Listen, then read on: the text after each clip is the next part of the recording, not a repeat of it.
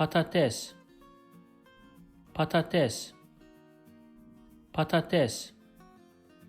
Patates bir sebze.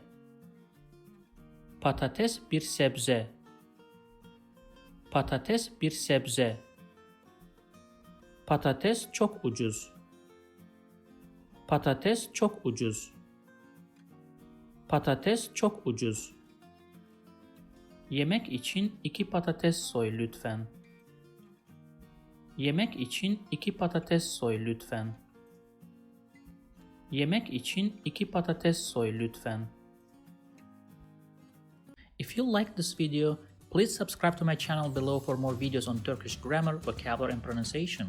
Also, if you think this video can benefit somebody else, please share it with them. Last, if you have any comment or request, please provide your feedback in the comment section below and I'll do my best to respond as soon as possible.